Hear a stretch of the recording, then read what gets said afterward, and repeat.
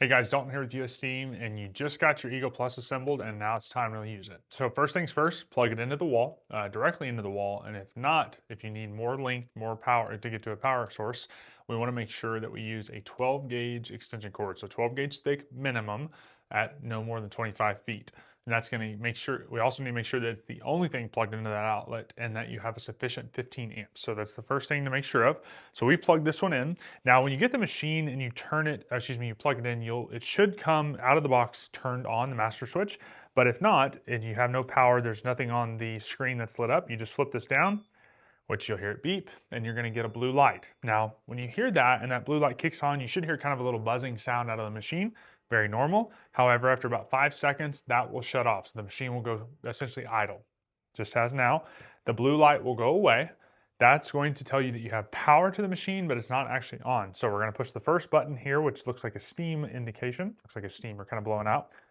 We're gonna turn the machine on. So turn that on first, then we're going to pour water in. Water only in the steam tank. That is the one with the blue label. So make sure you put water only on that side. Now, the other side is going to be your extraction tank. You can use a detergent. We most of the time recommend water, especially because certain chemicals, when you pour them in at a high temperature, when they run parallel with the steam, they could vaporize and kind of become harmful, but that's to each their own in that regard. But make sure you never put any chemicals on the water only side. You'll see the blue blue label that says water only, and then the yellow label for extraction. So now that you've got that done, again, the unit is completely assembled. You've got water in, it's going to be heating up.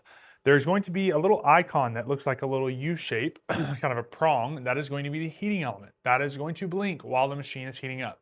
Once the machine has reached optimal temperature, or kind of call it the high end of the temperature range, it's going to stop blinking. Whenever you use the machine, as you pull the trigger and start using steam and suppress the steam out, it is going to blink while you're using it. That is indicating that the heating element is flashing, it's heating up. That is a good thing, so don't worry. We get that question a lot of times. So the machine comes out of the box, everything's set on medium. So you're gonna have medium steam pressure, medium vacuum, medium extraction. So if you want to adjust that, for each of these 3 buttons, the first one being the steam, second vacuum, third going to be extraction, you simply just press the button, hold, and then you'll watch on the steam icon, that's going to go from 2, 3 to 1. So 1, 2, 3 across the bottom here on the screen. And then on the vacuum side, when you hold this down, press and hold, you're going to see these lights, this light illuminate. It's going to change from medium is orange, it's going to go high would be red, and then green will be low. I always leave everything on medium as well as the extraction. So when you press the extraction button, it'll pop up on the screen. It'll give you a medium indication. You can adjust that from medium to high to low. So you just hold the button down, don't ever let off, and that will move it around. It'll simply start just adjusting over about a half second each time. So once you have that set where you want it, now the machine is going to go through the heat cycle. We want to make sure we use tap water only. I should have noted that earlier. Tap water only, no distilled, no RO water. So fill the machine full, it's going to pump. If for some reason it's pumped and filled itself up and it starts beeping again, it just means it needs more water. Not a big deal. If you pour it in and it doesn't stop beeping, just simply power on, power off, just reset it. Let the machine heat up for a solid 10 minutes. I always recommend getting away from the machine, just let it do its thing, let it heat up for 10 minutes. It'll get the boiler good and hot. It'll give it full pressure and full capacity. That way when you do start using it, it's at optimal pressure and optimal temperature. Now that all of that's been done, it's ready to use. So steam temperature's up. We're going to be at around 360-ish degrees, give or take, is where it's going to land. Once that heating element light stops blinking, that's when you know.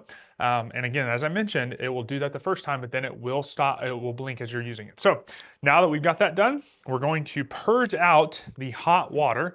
But first I want to go over the buttons real quick. So the top button, so if you're looking at the handle this way, the top button is going to be extraction function. If you click this, it is going to turn on the extraction indicator on the screen.